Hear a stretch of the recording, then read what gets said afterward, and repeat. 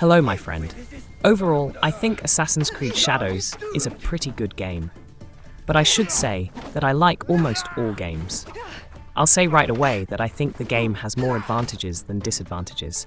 So for those who want to write angry words of hate, I'll say, don't do it.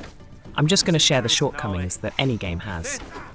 I play this game with pleasure, but today I want to share with you my list of top 10 disappointments in this game. The first disappointment. In my opinion, the game has an unbalanced combat system. I understand the meaning that the developers tried to put into it, but I am very disappointed by the delays of my character during the battle, which I cannot influence. Think of Wukong, for example. There, you could influence every movement of your character, and victory depended not only on the tactics of the battle, but also on your reaction and ability to perform maneuvers in time. I understand that this is a completely different game, a completely different genre. And we love Assassin's Creed for its atmosphere and visuals, but the combat system is as disgusting as it gets. Even when I manage to press the button in time to dodge, the character still does it too late and takes a lot of damage as a result. The game encourages you to avoid open combat. The second disappointment. A superficial storyline with predictable twists and turns. Honestly, there's no intrigue. Almost everything is pre-guessed. Who to believe? Who is a traitor? Who is your best friend? Everything is so trivial that even when a not-quite enemy sneaks up on your character from behind, the character is unable to finish him off by mistake, although a real assassin acting on instinct would do it easily. Of course, it's hard to create something extraordinary out of a game's plot, but screenwriters can do it in movies, so why not make an unexpected ending in a game? Why is everything so trite that it's boring? A game in which cutscenes take up a large part of the game should definitely have a unique and unpredictable plot. The third disappointment. Visual bugs and plasticine face animation. I won't add anything new here. This is an old Ubisoft problem. They can't get rid of it, and apparently don't really want to.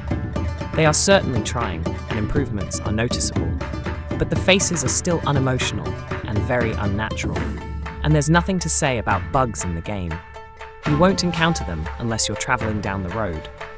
A step away from the road in a game that is claimed to be an open world, you can easily find a bug. The fourth disappointment. Problems with voice acting and pronunciation. Maybe this is just my subjective opinion, but it seems to me that the voice acting is done artificially. In most cases, it is dry and not natural, but this does not apply to the game's music. The music is at a very high level. That's a huge plus. Fifth disappointment. The uneven pace of the game. Some missions are boring and very long, but interesting missions, on the contrary, are very fast and end without giving you the opportunity to enjoy them. Again, maybe this is too subjective. I like to do one mission, complete it from start to finish, and not jump from one to another because progress is not available due to character level or other reasons. Why start quest chains at stages of the game where I can't complete them? This really annoys me. Sixth disappointment. The stealth mechanics don't always work properly. I mean, sometimes you can't be seen from 3 meters away, and sometimes you can be seen through obstacles. You have to adapt to the peculiarities of the game and accept its rules. Over time, you pay less attention to such things, but it seemed to me that the stealth mechanics have become worse than they were in previous versions. Although it is stated that on the contrary, if you play as Naui, it is absolute stealth. The seventh disappointment. The combination of different types of games through 2 characters. You have to admit, if you play as Naui for most of the game at the beginning, then Yasuke is already perceived as a secondary character. You don't want to use him. Only in cases where he is the only one who can complete the task. You're forced to play as him, but in general, you still want to go back to your main character. In my opinion, it should have been done through the player's choice of how to level up their character as a tank like Yasuke or a shinobi like Naui, but to play as one character, not 2 at once. I didn't like this innovation. Eighth disappointment. The lack of puzzles in the game. Previously, in order to get to the legendary chest, you had to solve a riddle, how to move the shelves, how to open the door. These were very interesting moments in the game that strained the brain.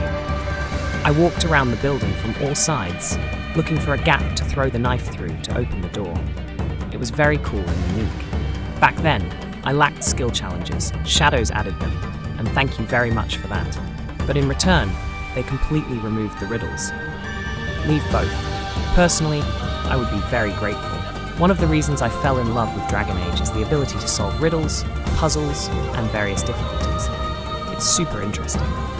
Ninth disappointment. Innovative hub system.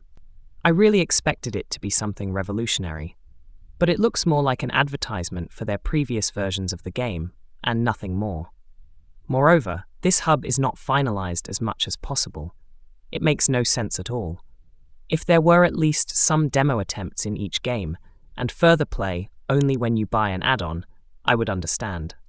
As it is, I simply have no desire to buy a series of games that I missed just because they are in this hub.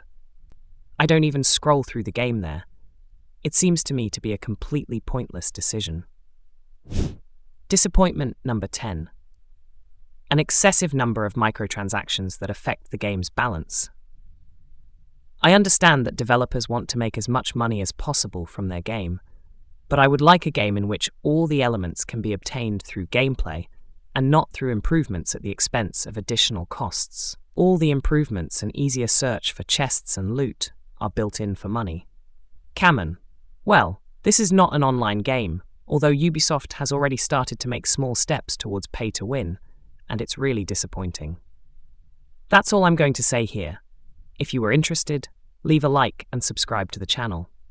I'm waiting for your comment if you want me to make a video about the top 10 biggest surprises in the game that make me still play it and enjoy it. Of course, I recommend you watch my previous video where I show you how to complete the Kabuki Mono quest chain. I wonder how many people won't realize that despite the top 10 disappointments, I still really like the game. We'll see.